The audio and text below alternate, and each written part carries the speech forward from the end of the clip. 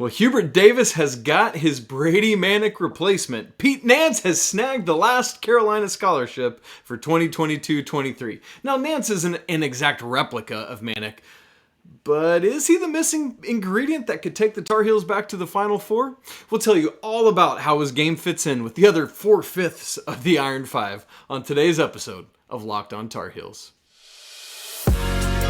You are Locked On Tar Heels, your daily podcast on the UNC Tar Heels. Part of the Locked On Podcast Network, your team every day. Hey there, it's Wednesday, June 22nd, 2022. Welcome into the Locked On Tar Heels podcast. I'm your host, Isaac Shade, and as he is every Wednesday, with us is Coach Pack Kilby, and I want to thank you for making Locked On Tar Heels your first listen or your first watch every single day.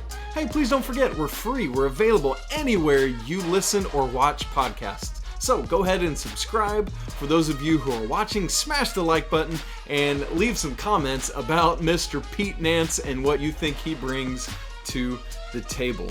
A couple of housekeeping notes before we dive into this whole thing.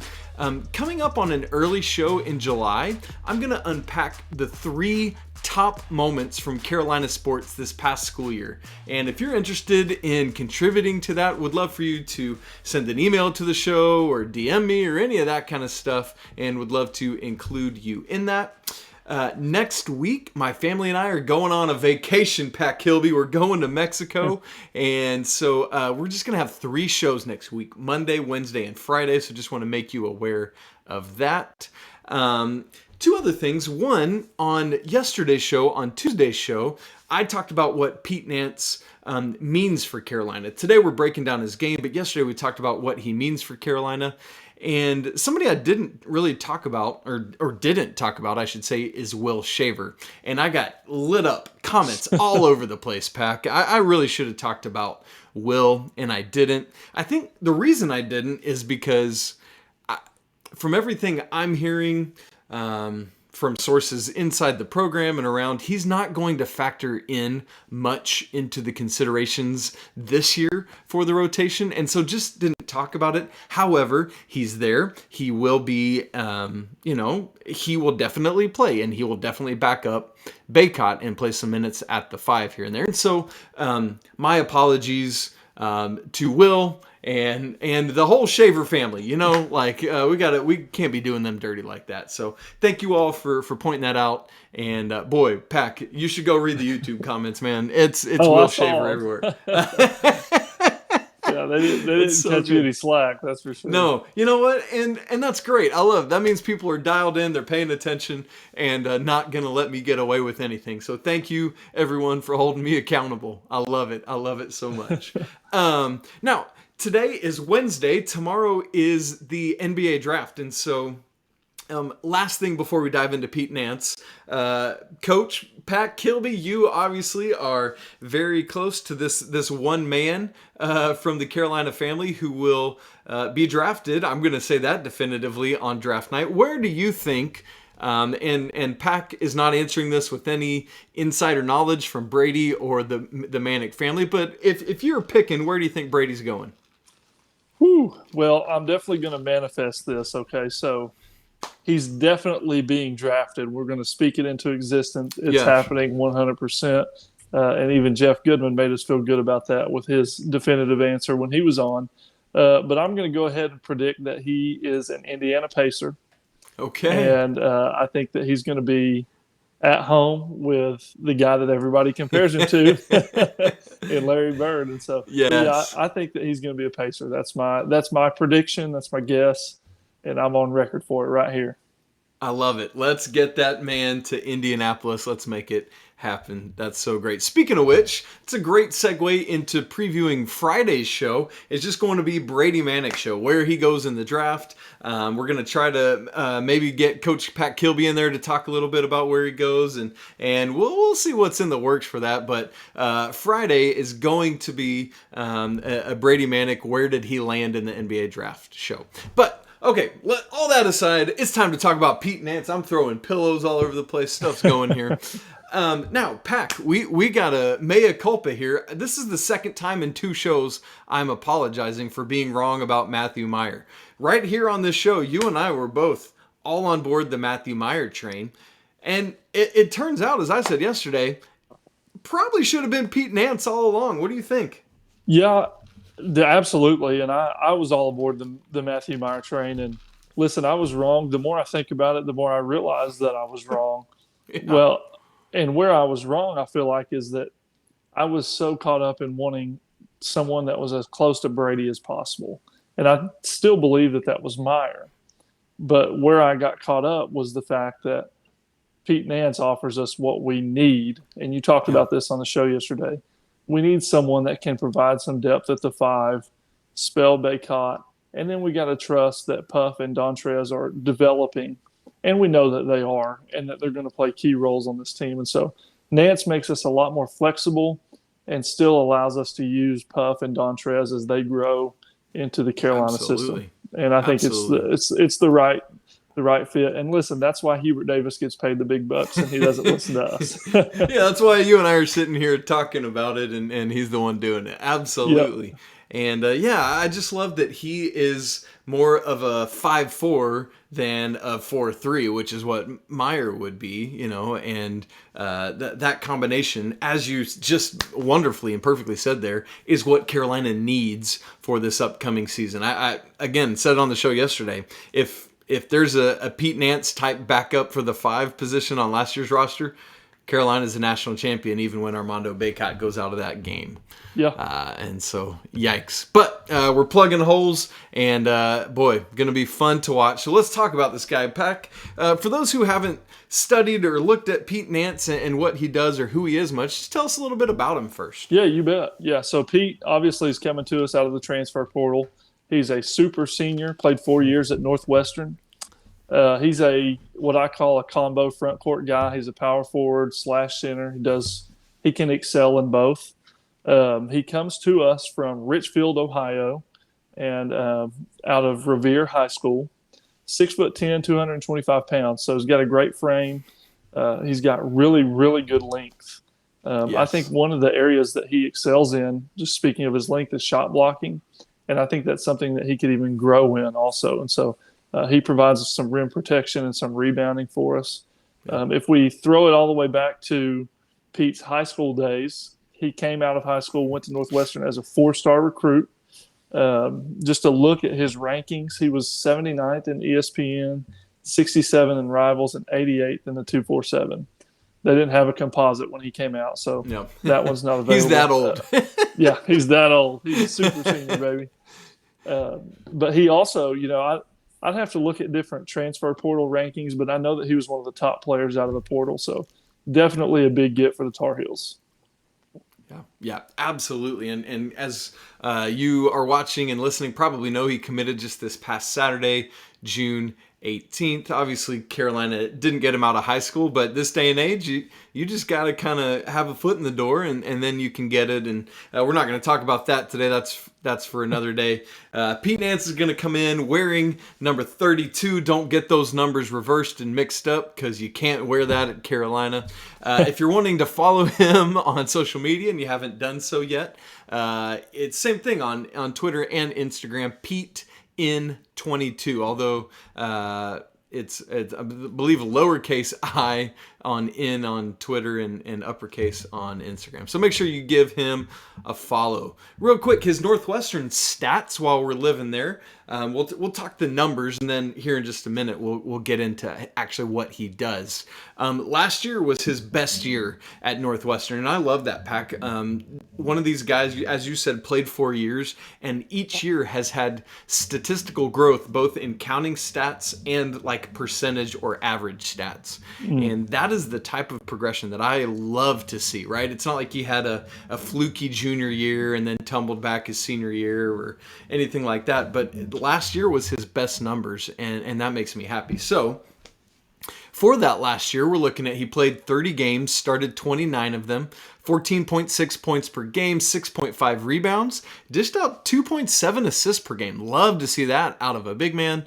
averaged 1.1 blocks per game, shot 49.7% from the floor. Now, you think about a typical big guy like Bacot. If he's shooting sub 50%, that's bad news. But for somebody like Pete Nance, who's going to step out, I'm okay with him living right there around 50% from the field because he's shooting 45.2% last year from three. And I love to see this number too, Pack, 76.8. That is a good number, and probably 15 percentage points above where Bacot was at last year. Maybe not quite that much higher, but significantly higher than Armando. For his career, let me just run through these really quickly as well. Nance played 107 games at Northwestern, started 74, 9.6 points per game, 5.4 rebounds, 1.8 assists, 0.8 blocks, shot 45.6% from the field, 35.6 from three, and 72.9 from free throw range. So obviously, as you hear those senior numbers, they're all above those career averages because he's grown and grown and grown. I mean, we look at that. Like, to think where his free throw average is 76.8% last year and his career average is 72.9%. That's saying something because he was in the 40s from the free throw line his freshman year. I looked it up earlier. So what about those numbers stands out to you, Pack? Anything of significance? Well, yeah, just the fact that he's improved every year. I mean, that tells us that we're getting Pete at his best. And you mentioned earlier, we didn't get him out of high school.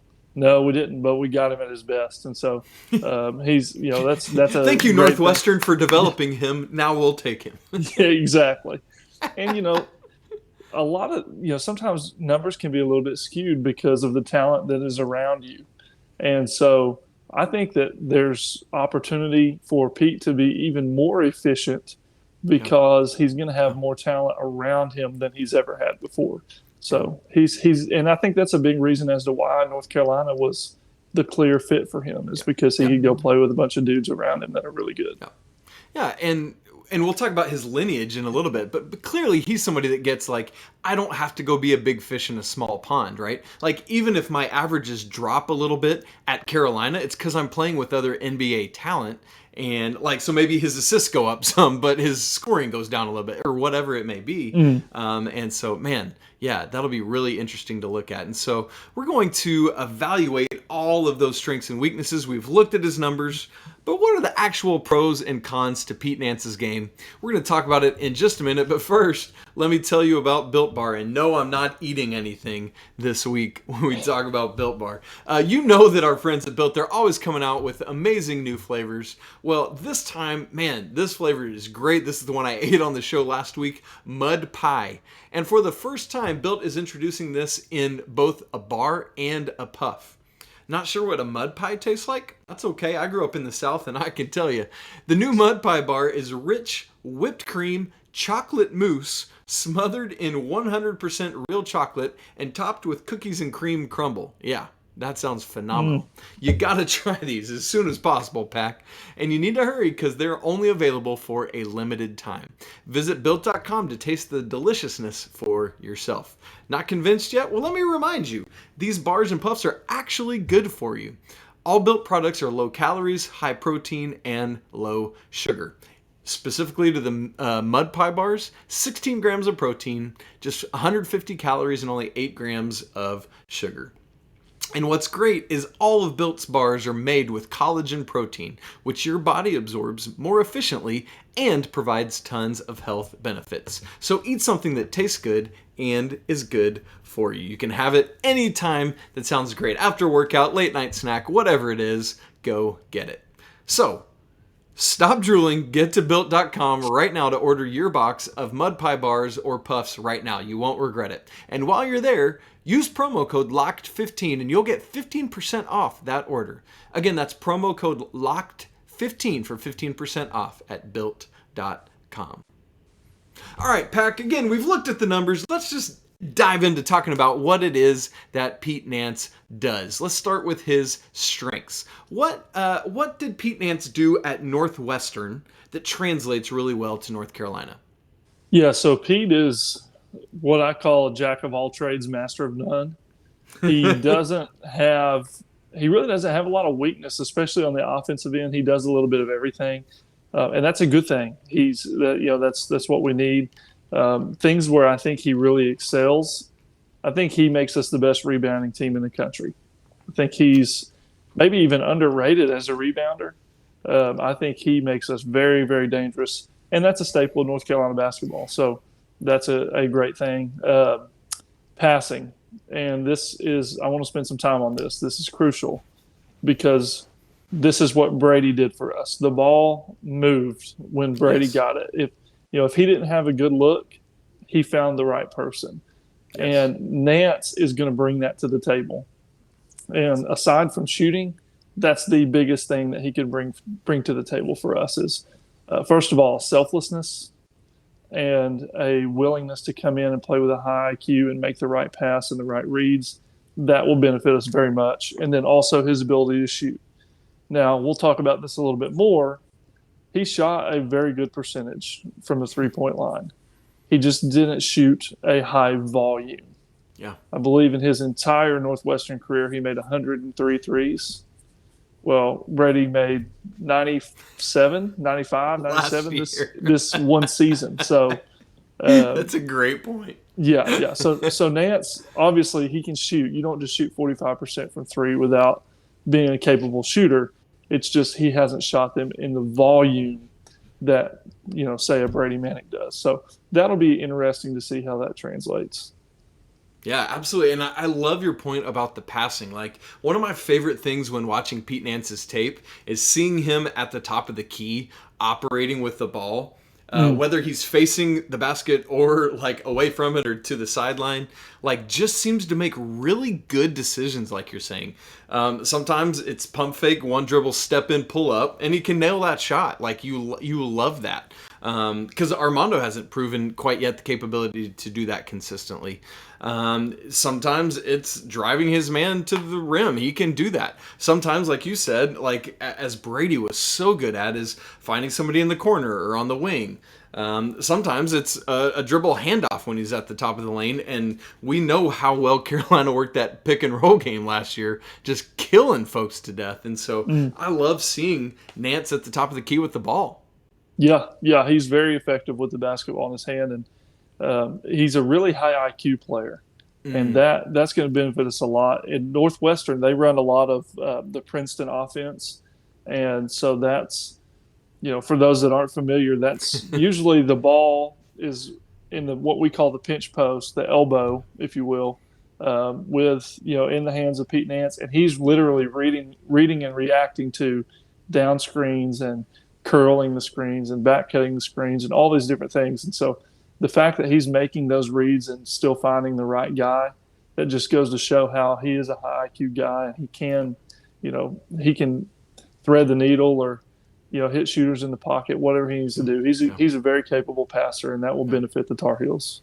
Man, you love that. Somebody that just knows how to operate in space, how to direct traffic, excuse me, how to see somebody that is not going to be a selfish black hole in the post. Like, that's just, again, you and I have talked about this a lot this offseason, but Carolina was at their best last year when they were assisting on 50% or more of their made baskets, including 80-something% a couple times in the postseason. And Pete Nance is someone that's going to help that train keep moving. And so, boy, oh boy, he can't get going soon enough, which by the way, we're recording this Tuesday night, was texting a little bit with BDOT earlier today, and they had more pickup games in the Smith Center, and Pete Nance was not playing, but he was there in street clothes hanging out, and BDOT said this dude is massive. And so, boy, howdy, I'm just like chomping at the bit to get it going. Actually, champing at the bit, I recently learned, is the actual phrase. I don't know why, but there you go. Anyway, let's talk about weaknesses. What did Pete Nance do or not do at Northwestern that he's going to need to grow in to succeed at Carolina? And I think maybe you've already hit on this a little bit, but let's unpack it more. Yeah, he's got the volume shooting. It's not that he can't do it. I just want to, he needs to prove that he can. And he'll have plenty of opportunity, like we mentioned. He's going to be around a much better supporting cast than he's ever been around before. And so good shots are good shots. And if you can, if you're a shooter and you're capable, then you're going to be just fine. Volume's not really going to matter. So that's just something that needs to be proven over time. I think he has a little bit of a slower release than Yes. definitely than Brady. Brady has one of the fastest releases I've ever seen, but just in general, he has a slower release, and so that might be something that needs to be improved upon. Which, who better to help with that than Hubert Davis? And then, it looks like his base isn't always set when he like he's not Brady. Just like you said, it's just boom gone. With Nance, it's like he's got to set his feet again, and then a slower delivery. Yeah. Yes. Yeah. Absolutely. And that just comes, from repetition and really, really, really working and repping that over and over and over again. But then, you look at Nance on the defensive side, and we talked about some of his strengths. He's got good length. He's a good shot blocker. He can fill in for Bacot some because he can play the 5. So he provides some flexibility. But when he's on the perimeter, foot speed is a question mark. Ball screens is a question mark. And so those are things that need to be, I don't necessarily want to say improved upon. I just haven't seen him enough in those types of settings to know whether or not that's a strength for him. Yeah. Well, let's tie that back to Brady, because that was a knock on Brady Manek as well, is on defense, Brady is something of a liability with his not being as laterally quick as maybe the rest of the Iron Five. But he found ways to do it, like there were times he'd get burned, but he took challenges. He held Paolo Banchero down a couple times. And so even with somebody like Nance, who maybe isn't as athletic as some of the other guys, like in some ways it seems like defense is so much more of a mindset and a mentality of just like, hey, stay between your guy and the basket. Hey, easier said than done, obviously. But is there something to that of just playing with guys that know how to do it, and he rises to the occasion? Absolutely. Yeah, you nailed it on the head. Now, is all defense heart and mentality? No. It requires some skill. But it's a large majority of it's a challenge, and you've got to step up. You've got to rise to the occasion, like you said, and get it done. And, I can say this for certain. Hubert Davis didn't say, hey, Pete Nance, you come to North Carolina, you've got a starting spot, you're going to be just fine. That's right. Puff Johnson and Dontrez Styles and those guys, they're fighting for that same spot. So Nance is going to have to get out there and guard, or he's not going to be on the floor. Hubert's made that clear. Very clear. I respect that, and I love that, actually. And so players are going to be held accountable. And so Nance is going to have to come out with some grit and some fire and show that he can guard, and he will. There's no doubt about it. He will. And I think that what he lacks in that area, he will improve in, just like Brady did. Yeah, absolutely. Especially, down the stretch, Brady showed, he guarded Banchero in the Final Four and did a masterful job on him. Did as good as anybody had all year long. And so I think that Nance will show that progression also. Yeah. And the nice thing for Pete Nance is if he gets beat off the dribble, swack. Got those arms, and that makes up for a world of defensive ineptitude sometimes, and you love that. Well, and there's another 6'10" big guy standing there too, and Bacot.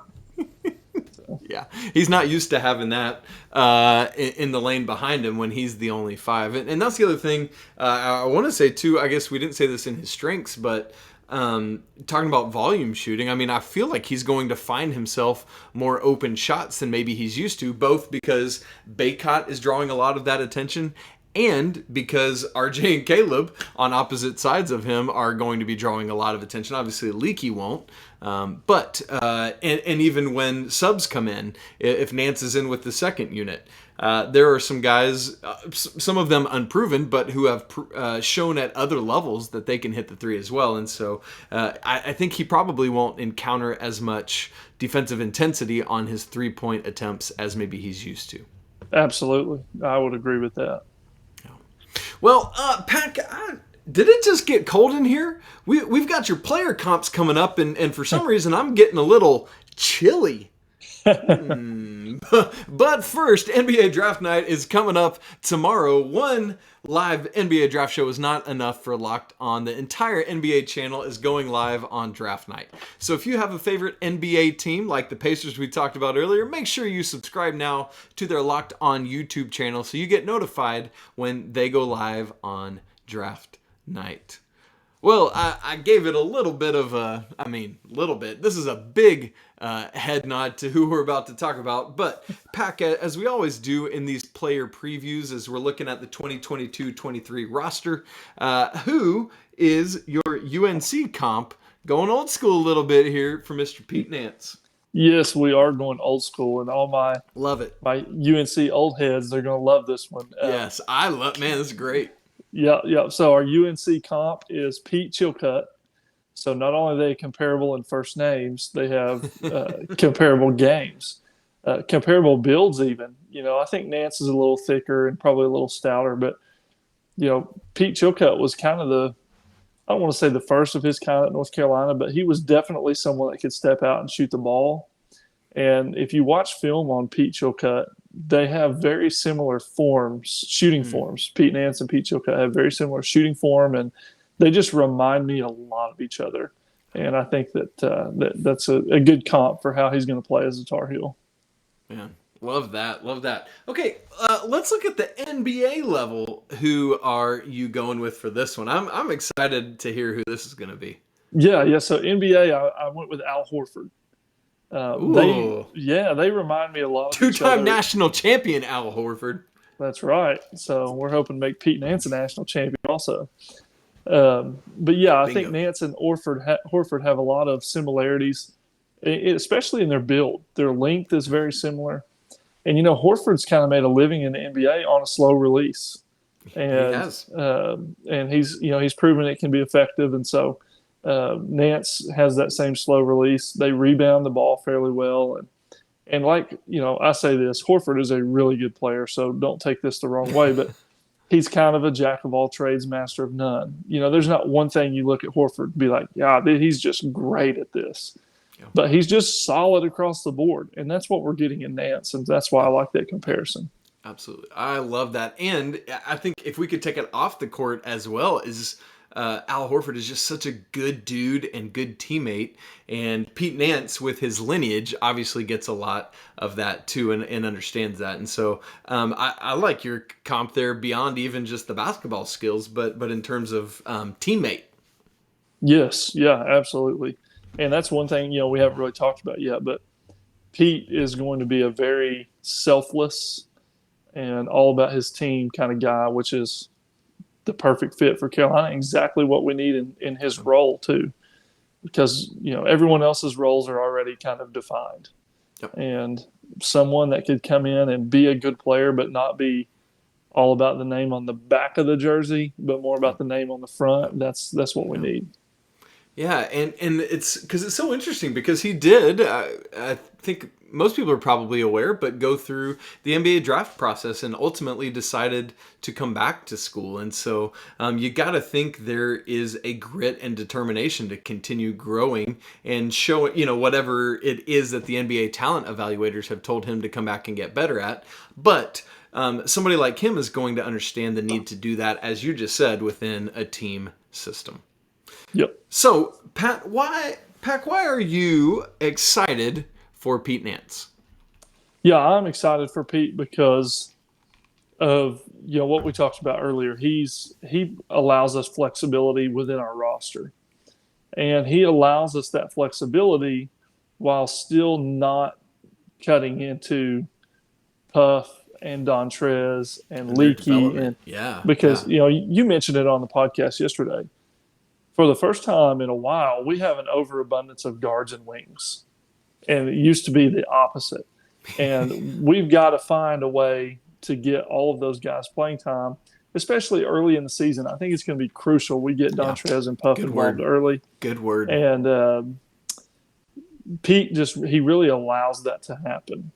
And he makes us better at the same time. His skill set is good for us. His selflessness is good for us. His passing ability is key. And so he's really he's the right fit. And, not only, this is just something that I forgot to mention. I'm going to kind of backtrack.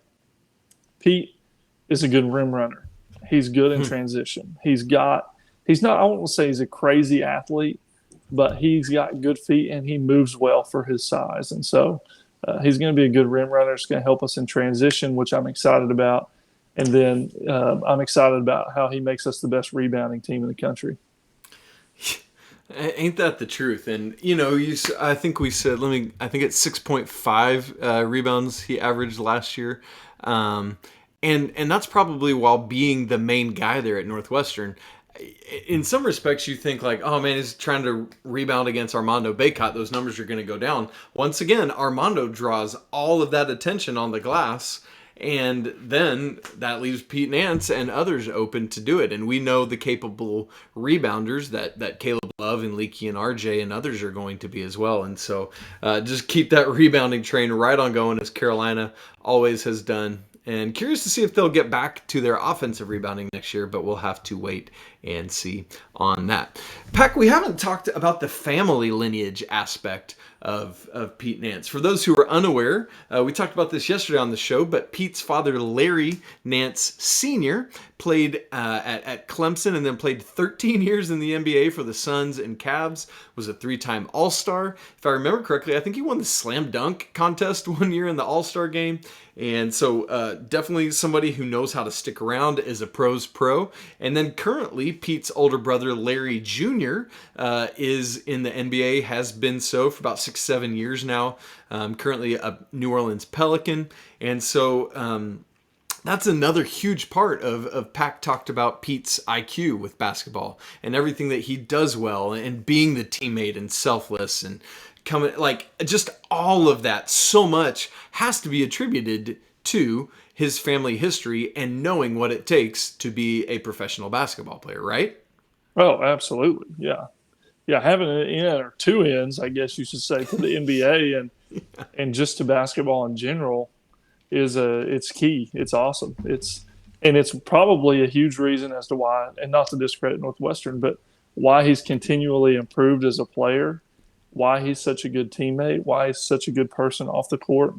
All those things just add up, and a lot of it, I'm sure, has to do with the family lineage that he has. Yeah. Man, and with that, I would imagine, like you just said, this drive to grow. What do you think? I mean, do you just think he has that within him, this, like with the selflessness you talked about, that he wants to grow? And ultimately answer this question. Why did he choose UNC? Well, in order to grow, you've got to surround yourself with the right people. It's just like growing up, show me your friends and I'll show you your future. My dad used to tell me that all the time. Well, it's the same way, and you surround yourself with. Happy Father's Day, Papa Kilby, by the way. That's right. Yeah, that's yes. right. It's the same way in basketball. You've got to surround yourself with people that want to improve. You got to surround yourself with the right coach. You got to surround yourself with a team that has aspirations. And like you mentioned, will his stats probably change as he comes to North Carolina? Probably so. But what is he going to gain? He's going to gain experience in March. He's going to gain the chance to compete for a national championship and to play for Hubert Davis and be developed. And I don't know. It's just, to me, it's just the perfect culmination of things for him. And I think that's why he chose North Carolina, is because his desire to grow and to be surrounded by other great players. Yeah, absolutely. And NBA talent evaluators are not tricked and fooled by gaudy, inflated numbers, right? Like, they know what they're looking for, and it doesn't matter if your numbers shrink. They know the goods. They know what it takes to play in the NBA, and so the numbers don't ultimately matter at the end of the day. Yep. Pac, any parting words about Mr. Pete? Hey, listen, I'm just going to say this. This is not just necessarily about Pete, about the team as a whole. Go ahead and just give us the national championship trophy. Yeah? Just give it to us. Literally just spilled water out of my mouth laughing. That's awesome. Just give it to us. No, but I do want to say this. I've seen a lot of people. I'm superstitious, okay? I'm very superstitious. But I've seen a lot of people, they're worried about this number one ranking. They're freaked out by it. And technically, no number one team has won a national title. No preseason number one team has won a national title since 2009 when T. Hands and Tyler. Roy Williams led Tar Heels. But here's the deal. It's only, as superstitious as I am, it's only a curse if you let it be one. That's right. And judging from Hubert's last interview, he's not going to let it be one. And so that feels good. And I love that. That's a good place to end today's episode of Locked on Tar Heels. Coming up on tomorrow's show, interesting segue from Pat Kilby there. It's a crossover episode with Locked On Gonzaga's host, Andy Patton, where we talk about who is going to be the number one team in the land. Is it the Zags getting as many people as they got back, or will it be the Tar Heels? We're going to unpack all of that. Thanks so much for making Locked On Tar Heels your first listen or your first watch every single day. Please go subscribe to the show wherever you listen or watch podcasts. Smash the like button. Let us know your thoughts on Pete Nance coming to join the Tar Heels. You can follow the show on Twitter at Locked On Heels. Follow Coach Pat Kilby at Coach_K23. And you can follow me at Isaac Shade, ISAACSCHADE. The first picks of the Ultimate NBA Mock Draft have already been made. Search now for the Ultimate NBA Mock Draft and get over 50 insiders, the Odyssey sports experts, the draft experts of Locked On NBA Big Board all coming together. The 5-episode Ultimate NBA Mock Draft is underway now, and make it your second listen today. Hey, next week, we're going to get back from this 1-week hiatus, getting away from the freshmen where we preview next year's roster, and we'll get right back to talking about who we going to finish off the freshmen with, Pat. The USA gold medalist, Seth Trimble. Woo! Bringing the thunder. This dude is ridiculous, and I can't wait to talk about it. Man, thanks so much for spending part of your Wednesday this week talking Carolina basketball and Mr. Pete Nance with Coach Pat Kilby and myself. And hey, remember, what is it, Pack? I just totally just dropped the ball right there. I'll tell you what it is. It's always a great day to be a Tar Heel. Until tomorrow, peace.